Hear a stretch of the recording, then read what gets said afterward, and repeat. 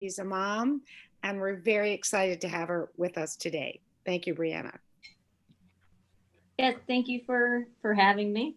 I don't think I've addressed this group since we've gone to a Zoom format. So this is fun for me. I like to be able to see everybody's face on the Zoom screen, and I haven't been able to catch up with very many people, especially since the election was over. But first of all, just thank you to everybody.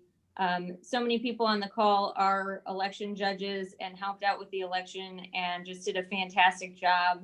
And I know that Pam said that the league award is going to the office, but it's going to everybody that participated in the election. Yeah. So I've shared the information with my office staff that the league is honoring them as well, and they were all super proud. And we'll be letting the poll workers know too. We had over 650 poll workers that operated the polls in November, and everybody just did a fantastic job. So I'm just proud of Boone County and the voters and the people that helped out and really made it all happen, because it didn't have to work as smoothly as it did, but because so many people participated in it and made it a good election, we were able to make it through relatively unscathed in a time when, looking in April of 2020, we weren't sure how November was going to go, but it all worked out. So I just want to give kind of an overview. I am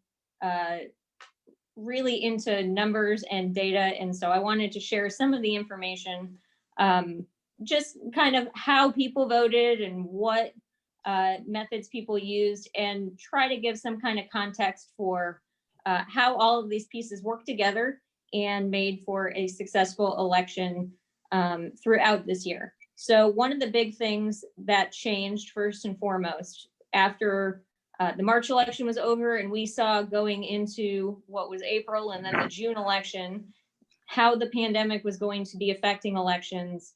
The first thing was obviously the increase in absentee voting. So before the law changed in June to allow for the COVID excuse for voting, people were still taking advantage at much higher rates than in the past of the absentee ballot statute and mailing and in person. So once it looked like that was going to happen, we had a really long conversation with our ballot printer, who had been providing fantastic service for St. Louis County for many years, and really established a really good working relationship that helped us make the absentee ballot more efficient, a little bit cleaner, and provide additional resources to voters. So this year we added in the ballot tracking tool that we hadn't had in the past, that if you voted absentee, you could go onto the Boone County Ballot Tracking website and see if we had received it.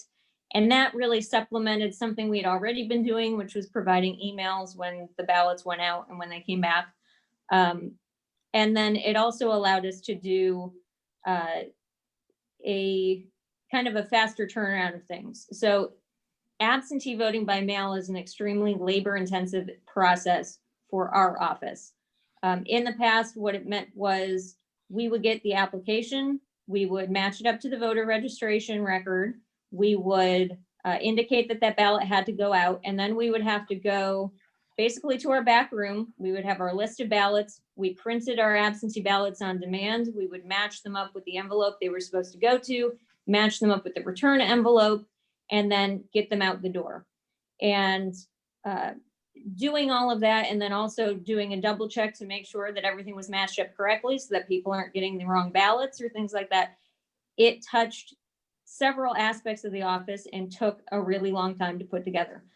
So working with the ballot printer really streamlined that. Our office could focus on inputting in the higher numbers of applications that we had, because we had 4 to 5 times the number of absentee applications that we've had in the past.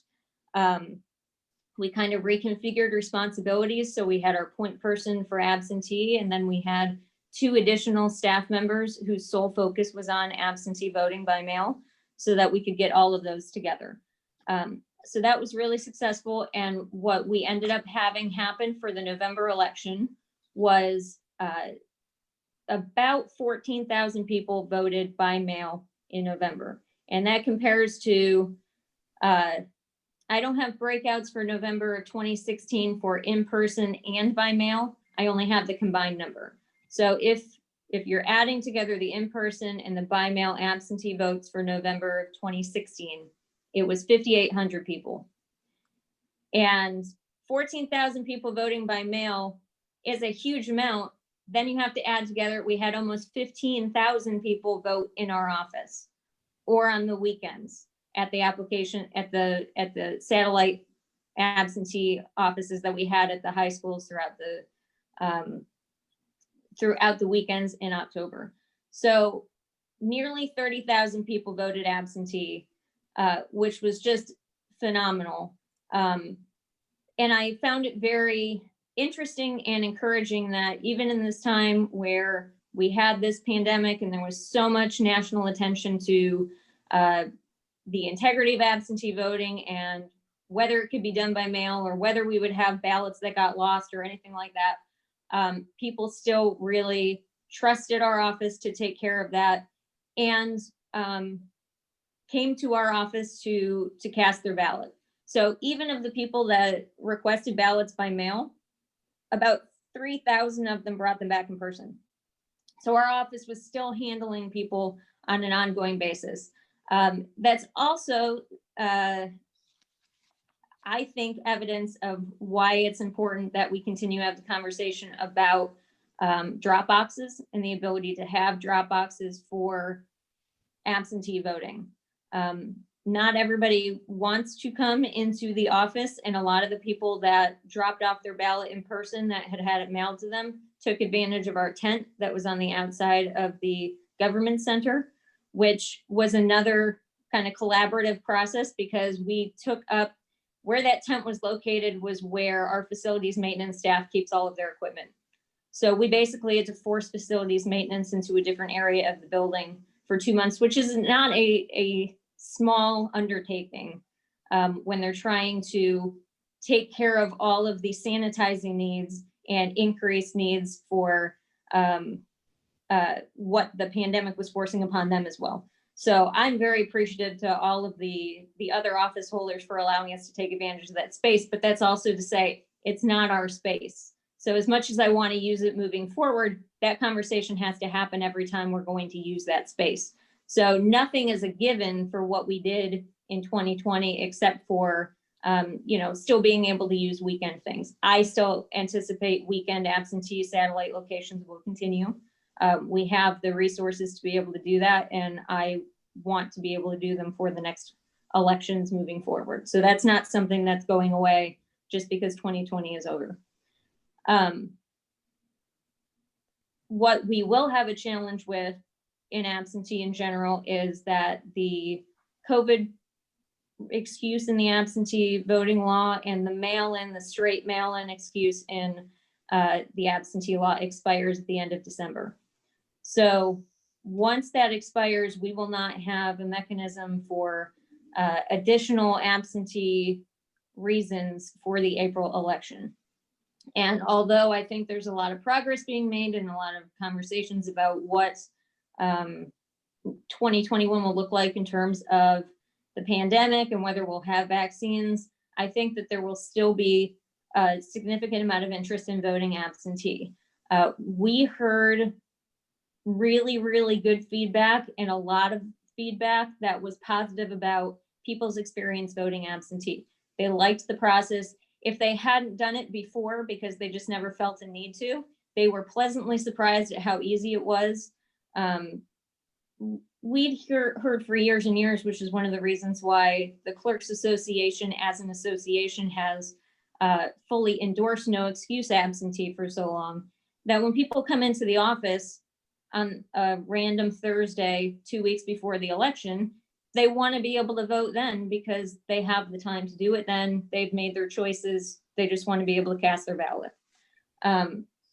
Having them have to choose a reason when they're standing in front of us and they have their ID and we see that they're a registered voter, it's not a great experience for the voter. Lots of times people are unaware that they have to choose one of these limited excuses, And I think there's just a lot of additional burden on the voter when we do that. In addition, one of the other things that's really important that I've been trying to point out is through increases in absentee voting, what it really did in November was shift the method of how voters were casting their ballot. So we did see an increase in overall turnout by about 1.6%.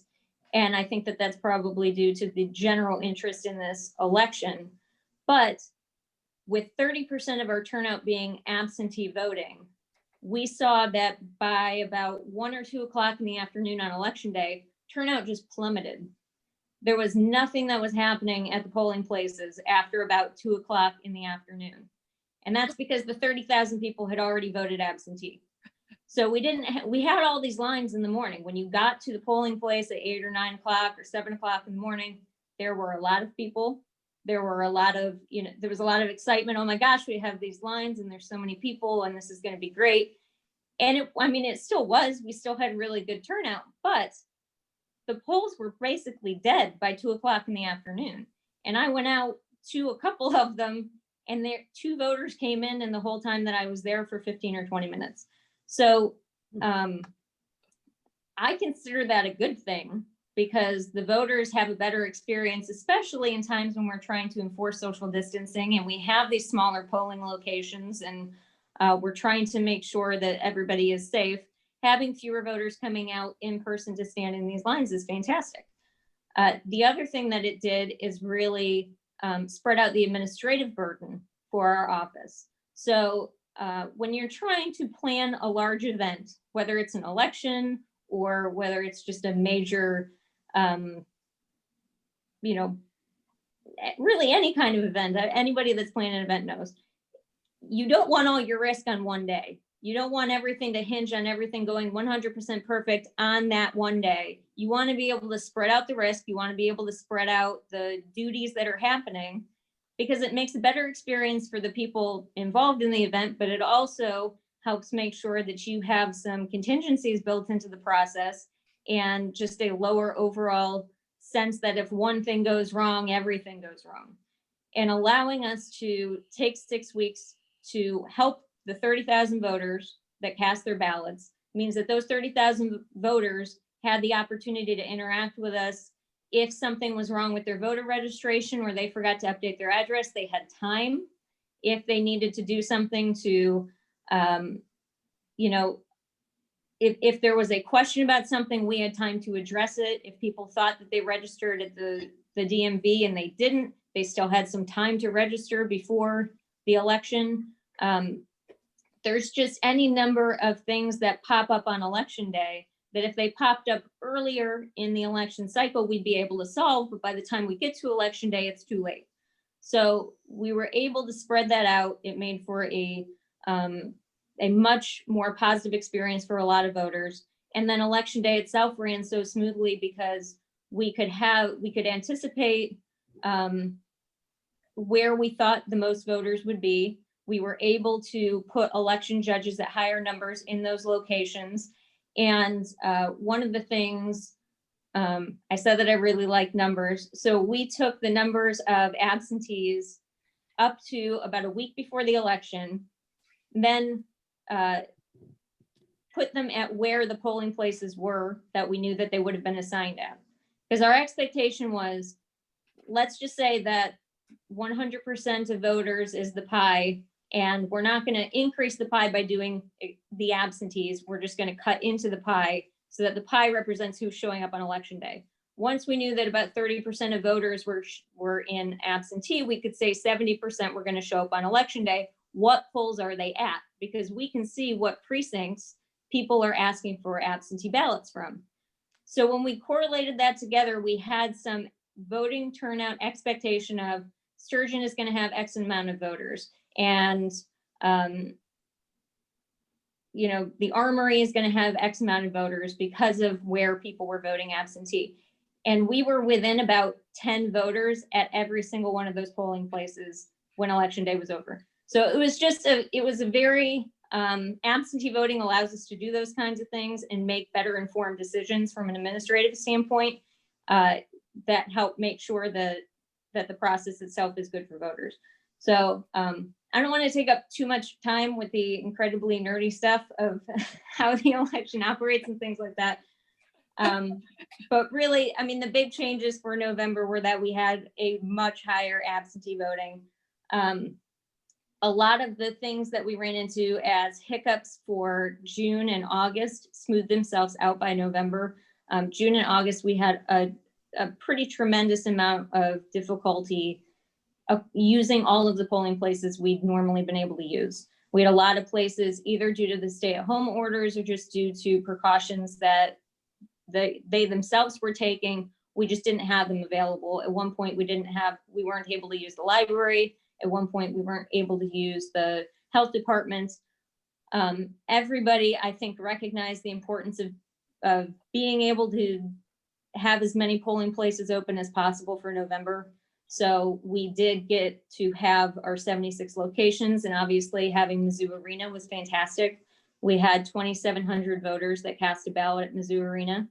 And we had very experienced election judges supervise that poll. So it really became kind of an extension of our office. And it was just really wonderful how many people took advantage of that.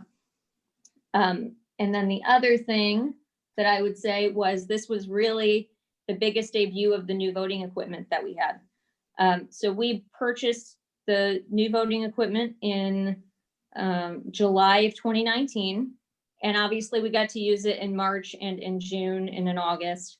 But those were at half the number of polling places at that time. So this time, this is when we rolled out all of the equipment we had purchased, because when we bought it, we bought 100 precinct counters and 100 touchscreen machines. And so pretty much all of it was out in the field, except for what we had held back as a backup or what we had used for the absentee voting process. Excuse me. So that went extremely well. That rollout went extremely well. I think voters took to it really easily. We really didn't get many questions about, how do you use this equipment or anything like that. It's a pretty intuitive system. And I was really, really pleased at just kind of the overall success rate. Before we had purchased new equipment, just having, 10 or 11-year-old technology, every election, the expectation was that something was going to break. We needed to have troubleshooters all the time, just because the equipment was so old. But we only had, I think, one that had that we replaced midway through the day, and that was just because I think probably there were just a higher number of ballots than in the August and the June elections. So we were very, very happy about that, and had a really good end of the night process too. It was probably the first time in a while that we've had observers and kind of round the clock that day news media in the office. So the Missourian was fantastic. The Missourian actually shadowed us the entire day. So they got here at 3:30 with me, and they stayed all the way until I went home at midnight, and it was great. KOMU was camped out here too in ABC 17, and it was a really good experience, I think, for everybody that was here. And then the other thing that made election night so great was having that drop off in the voter turnout throughout the day meant that by the time the poll workers had to close the polls, there weren't any voters standing in line at 7 o'clock that they had to get through and vote, so they could close everything up. So what happened, funnily enough, the way that the results get tabulated is by putting all of the results from all the different polling places into our central tabulating machine. And those are all on USB drives. Well, it was so easy, I think, for all of the poll workers to finish up what was happening at the polling places that they all showed up at basically the same time. And so we just had all of the USB drives sitting checked in, waiting to be imported. And what was taking so long was just waiting for the machine to import them. So at some point, because people kept asking where it was. Well, you have to pick times to stop tabulating just to release the results. So we'd have to say, okay, well, stop at 15 USB drives and then we'll do a round of results, and stop at the next 15 and then we'll do another round of results. And it was really funny because we had so many people just standing around, and you can see all the way around the room because we have glass windows all the way around it. And I would just keep pointing at the USB sticks and saying, we're really just waiting for these to go in. It's not like, we're waiting on anything else. Our absentee processing actually went so well that we were done counting all the mail-in absentees by 3 p.m. on election day. So everything just really came together at the end. And I really, really appreciate everybody's help in making that happen. And I know we have some time. I wanted to make sure that I could address any questions or anything like that people had, or just kind of curiosities about how the election went, or advice, input, anything people want to say is fine. Yeah, well, Al was waving his hand. Al? Thank you, Leslie. Brianna, brilliant job. Excellent. Very well done. I have a couple of questions, especially since we have a whole lot of rumors floating around pertaining to the election. What measures does your office take to secure the ballots? That's one question. Another, I think you've already answered, and that was whether there are any restrictions on when you can count ballots, absentee ballots, and it seems like Missouri is a little more flexible than some other states. But another question pertains to whether or not there were a large number of absentee ballots received late because of maybe glitches in the mail system. Okay, so I heard 3 questions. I'm going to take them in the order that I think that you asked them. So the first was about ballot security. When we have the poll workers bring back the ballots at the end of the day, they have to bring them back together. The Republican and Democrat supervisor for each of the polling places have to bring them back together to our office. We check them in, and then they are securely stored in our vault. And that's really important because we make sure that we have all of the precincts accounted for so that we know what ballots we already have. It's also important because part of the certification process for the election is a hand count recount of a random number of precincts. So we had precincts that had to be hand counted to make sure that the numbers that we got out of the on the USB drives, basically the election night numbers matched what we had when we did a hand recount, and we were 100% on for all of those. And those recounts are done by bipartisan teams as well.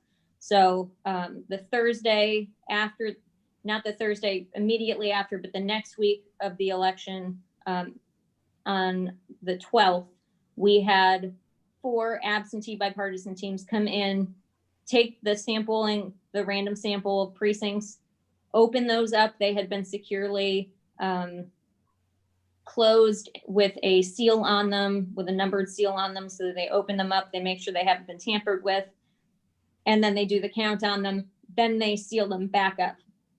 So ballots are always kept sealed, and they're always kept locked, either in our vault or in our warehouse space. So we're required to keep them for 22 months following the election. So that's where they're stored now. They're not allowed to be opened back up again except by court order.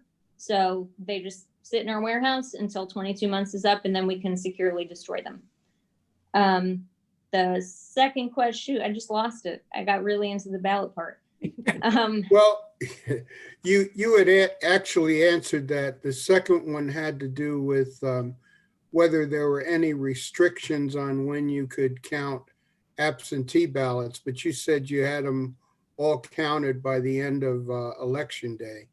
Yes, so one of the most important things in Missouri's election law that we are ahead of many other states on is that we have 5 days to prepare the ballots.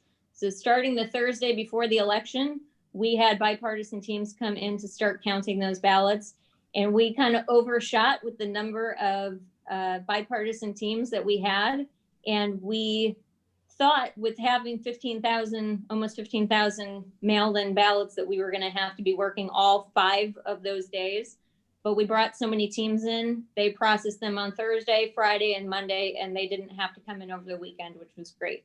I don't like to have, we pay them, but they're essentially volunteers that are, giving up their time to do this. And we didn't have to ask them to give up their weekend, which was really good. And then, we're not allowed to tabulate them until election day. So we started tabulating them. Basically, the preparation just separates the envelope from the ballot themselves. And so the ballots were all in ballot boxes, ready to be counted, ready to go on Tuesday morning. They started counting them on our high-speed tabulator, and we have 2 high-speed tabulators. They ran them through that, and that's what was done being counted by election day. And then I just remembered your third question was about late ballots, or if we had any issues with the mail. Yes. So we're fortunate to have a really good relationship with our local post office, and our postmaster especially has been very responsive and helpful when we've had any questions. They're the ones that installed the post office box right outside of the government center. It didn't exist before, and I wanted it specifically for the mail-in ballot portion, and they went above and beyond in getting it in so that it could be, basically a ballot drop box, even though it's just a mailbox. But they also had a really good system in place leading up to the election, where if a ballot ended up anywhere in the local mail circulation, they sent it directly to our office so that it didn't have to go through all of the processing it normally would. So really, we had less than 50 that came in late. It was really, really good. And then the other thing that helped was to try to combat, I think, any kind of mail issues. We were trying to just make sure that people were sending them back in time. A lot of our voter education, if you were an absentee voter, you may have noticed, focused on get it back quickly, like don't hang on to it, just send it back to us. And so by the time we got to election day, we only had about 700 ballots total outstanding. And many of those people showed up at the polling place. So really at the end, there were not that many that were even out in the world that could have come back to us by the time we got to election day. Oh, is he David? Dave Mallory? Okay. Yeah, unmute yourself, David. Yeah, I'm trying the short way. A quick question. I thought, Brianna, I thought you said you finished counting all the mail-in ballots on election day by 3 p.m., but weren't mail-in ballots allowed to come in on election day up until 5 o'clock or whatever the mail's delivered? Yes. So we still have, it was less than 100 of them that came in between really through the course of the day. So we go to the post office at 6:30 and 6:45 p.m. before the election is over to make sure we get them all in. But like that bulk, so by the time we got to Tuesday, we had like 13,000 of them in. So that's when it was all being done. So by that point, the really large stacks of them that we had building up in our vault, all of those had been run through. Oh, now, Alice, you're muted. Unmute yourself. I still can't hear you, Alice. Can anybody else? No. Alice is shy. Alice, right. Now you're muted again. Yeah, try unmuting again. Could I do a quick question in the meantime? Oh, there, Sue always has a question. Yeah, just a quick thing. There was a box next to the post office, the downtown post office, that said for ballots. And so that was also something the local postmaster arranged. And did that work well? Yes. So The only thing that I think it caused confusion for, I did get a couple calls from people that were, they put regular mail in it and they called really distraught that they thought that the mail was not going to get delivered. And I said, no, it's really just a post office box. It's just that the post office has committed to taking the ballots out of it on an ongoing basis and diverting them directly to us. So it was one of those things that was like, it's a ballot box. It is a ballot box, but it's because the post office has designated it that, because there's no such thing as just a non-post office mail box. Yeah, I think it worked extremely well. There were a couple times I know that the post office had to empty it several times a day because it was being so used for the ballots, which I'm sure is one of the reasons why we got them in such a timely way. So I'm unmuted now. Okay. Try Alice. 2 questions. One, how did our absentee numbers of almost 30% compare to St. Louis, Kansas City, and the major other urban areas? And the second question was, is this something you kept track of, the percent of absentee voters who were Republican versus Democrat? Did you see a big difference? So there is no way for us to, I'll answer the second one first. Because we don't have a registration by party in Missouri, there's no way for us to tell whether they're a Republican or Democratic ballot in any particular way, because the voter is not designated as a Republican or Democrat. If you go to our website, you can look at the precinct results, and the absentee results are all their own precinct. So you can look to see, and I'll pull that up right now, but you can look to see how the absentees overall kind of shook out in terms of what the votes were for. So if you are just looking at the absentee results for, say, president, for just the absentees, 7,631 were for Donald Trump and Michael Pence, and then 20,379 were for Joe Biden and Kamala Harris. So if you're using that as kind of a proxy, that would be one thing. But you'd have to look at every individual race in order to do that. So, and I unfortunately don't have a way of breaking out, like, oh, on a more granular level, how many were mail-in and how many were that. So I can do the counts for things, but not the results of them. And then compared to other counties, we were a little bit higher than some of the smaller counties, but Kansas City had about 44% of their overall was absentee. Wow. St. Louis County had about 44%, and they're one of the only ones, because of their big push for mail voting in St. Louis County. They were one of the ones that kind of flipped, where instead of having, ours was a 50-50 split for the most part, mail and in person, they were like 60-40 mail to in person. But that's extremely unusual. And most of the state had far more people voting in person absentee than they did by mail. Okay. Oh, zero. Pam? I just had a couple of comments about the post office.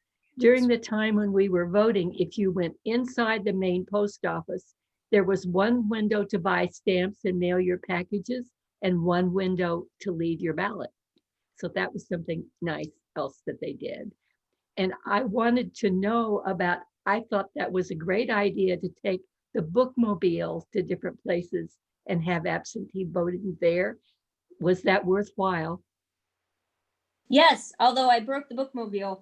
Oh. So that part was not so great. On that day that we were at Rockbridge, there was a windstorm and the awning fell off.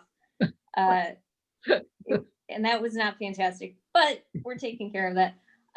Yes, it was very worthwhile. I think we had at least 500 to 600 voters that took advantage of it.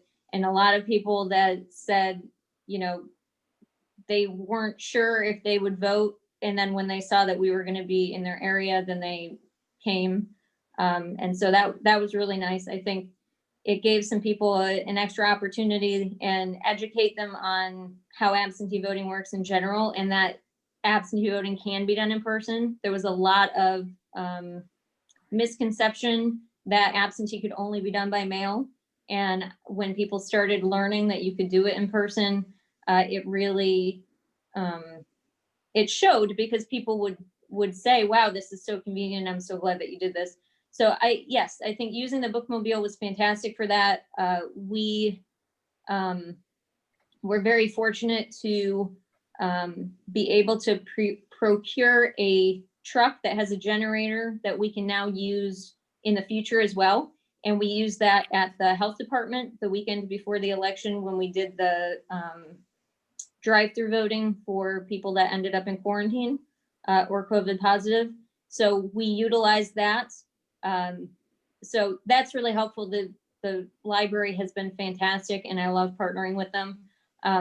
But I also think it's useful to be able to be self-sufficient for these kinds of situations so that we can be a little more agile.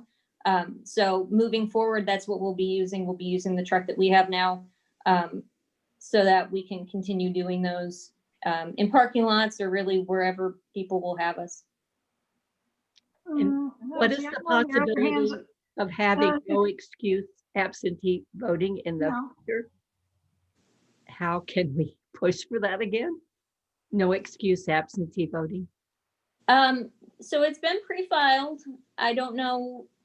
At this point, it's still a little too early to tell whether it's going to move very far, but I did notice today that it has been pre-filed in the Senate by a new Republican senator who had been supportive of no excuse absentee when she was in the House.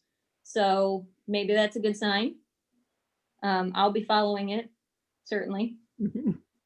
And the clerks always testify in favor of it. I've testified in support of Representative Peggy McGaw's no excuse bill. She was a clerk for about 30 years and is now a state representative. Good. I saw Caleb Hall had his hand up. Thank you. Good afternoon, Brianna. We've seen national news of different election officials and local agencies experiencing threats and harassment from the community. Have we seen that here in Boone County, or have you heard of anything at Missouri at large? No, actually, I think it's one of the other reasons I'm very appreciative of the Boone County community. We've, and I hate to say this because I feel like every election authority should, deserves all kinds of good things for the way that the elections were handled. We've gotten a lot of thank you cards, like a lot of thank you cards, which is so sweet and really nice. And I keep them out in the area so that everybody can read them. We haven't gotten any complaints at all.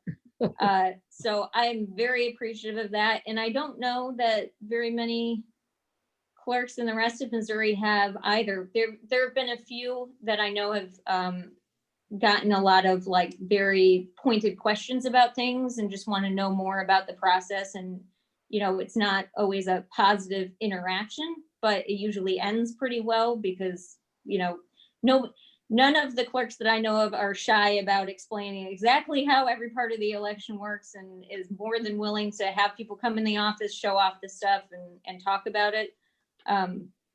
So I have not heard of anything, certainly not to the degree of what we just saw happening in Georgia, where people were having to get police at their house and security guards and things like that. We have not had that here.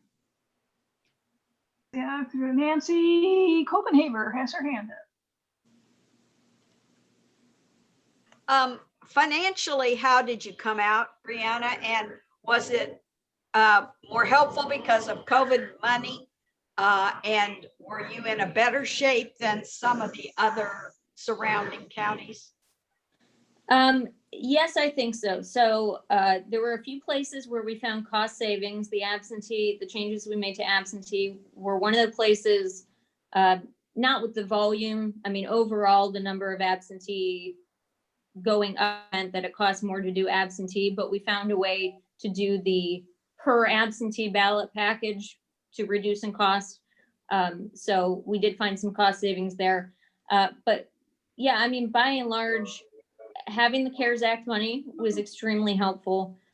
We also got a grant from the Center for Technology and Civic Life that many of the other counties in Missouri did too, St. Louis County, Greene County. And having that additional support is really how we made all of this happen. I don't know what would have happened if we didn't have grant money for this election. We used it for all kinds of things, including paying for all of the high school students that we had at the polling places to make sure things stayed sanitized, having all of those plexiglass shields, and money adds up very quickly. So the plexiglass shields that we had, which were extremely successful and were really good investments because we can use them moving forward for every election too, that was $26,000 alone. So all of those supplies, some of the stuff we didn't know we were going to be able to get until the grant money came through. So having all of the additional masks at the polling place, that was only because we had grant money. Having the single-use pens, if you got a pen when you went to the polling place in November, that was only because of grant money.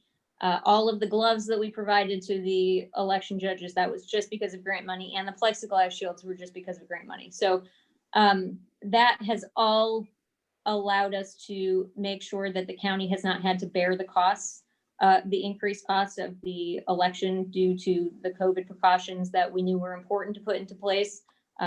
So yeah, overall, the county will be fine. Many of the other state or other counties did take advantage of the grants as well. So I don't know of any other counties that are saying, oh, you know, we're really going to be in a bind because we didn't have anything, because there was so much support from the CARES Act and then also from the Center for Technology and Civic Life. Thank you. Let's see here. And then, is it Warren Sapp? Is that your hand up? And you're muted. Can you unmute yourself, Warren? Tried there. Okay. Hey, Brianna, one quick comment and two quick questions. One, would you please convey our gratitude and praise to the postmaster for their good work, because we can't all say it one at a time.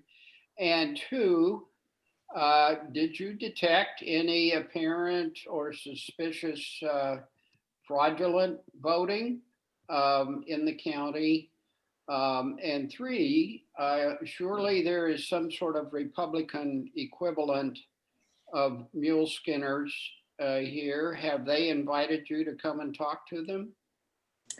So yes, I will convey thoughts to the postmaster. I'm sure he will be very glad to hear it. He is fantastic. He and I have each other on speed dial. We've talked often. Second, we have not had any reported instances of fraud or anything like that. We had poll watchers and poll observers of both parties, and we had a couple that were here during the absentee period, and everybody was very happy and pleasantly, you know, just really enjoyed being at the polls and had a good experience. And then third, yes, I've talked to, they're called pachyderms. I've talked to them several times, not since the election, but right before the election. They invited us out. We talked about poll worker recruitment and the absentee voting process. And I've had a number of good discussions with them. I think we only have time for maybe one more question, and Carl or Mari have been waving their hands really hard. Thank you. First of all, congratulations and kudos, and my personal thank you for this, for how you handled this election. I think, but more than anything else, I think that drive-by tent and whatever you can do to negotiate that, that took 5 minutes. And I was mindful of the strategy of late voting and absentee voting. I was looking forward to voting on voting day because it's a celebration of democracy. But at any rate, have you had any fallout? I'm assuming we didn't use any of the Dominion machines. and I'm still very partial to to marking my ballot and paper ballots. I've never voted on an electric machine, but you don't have, you're not fielding any fallout from this Dominion reports that there was rumors or whatever it is in terms of voting machines, are you? No, no. And I know that there have been people asking about the equipment that is used in Missouri. So Missouri is one of the states that we're required to have the machines first have to go through federal testing and approval before they can be used in Missouri. And then the Secretary of State's office does a second layer of approval before the county clerks can purchase them in the first place. So those two levels are required. And then there are, I think, 4 or 5 different manufacturers in use right now in Missouri of voting equipment. So when we did our RFP process in 2019, we got bids back from Dominion, from ES&S, who we were using before and are continuing to use, and then also from a brand called Unison. And just based on, I mean, we did a public event at the Arc so people could come out and play with the equipment and see what they liked. And then also we did our own security assessment, and our staff looked at them to see, you know, when you buy new equipment, you already have a set way of like sending the stuff out to delivery to the polls. And we wanted to make sure the metal boxes that we use still fit the new equipment and all of those kinds of things. So we didn't have additional expenses on top of it. And it turned out that ES&S worked the best to hit all of the high points. And that's what the voters in Boone County liked too. We have seen, actually, it's interesting you bring up the touchscreens. One of the changes that we made when we got the new equipment was that we would deploy the touchscreens for every election. They're under the law, they're only required to be in the August, well, any federal election. So the March, the August, and the November. We are using them for everyone now. And it's been really interesting knowing that very few people use the old touchscreens, seeing the numbers of people using the touchscreens now. We had over 1,000 people use touchscreens. And when I say touchscreens, the important thing to know in our equipment is that they're still printing paper ballots. So it's not touchscreen like the touchscreen itself is tabulating the vote. It's using it to mark something so that it prints it out, and then that gets put into the machine too. So when we do that hand recount that we're required to do during certification, those ballots get counted in it as well. So those are also being audited.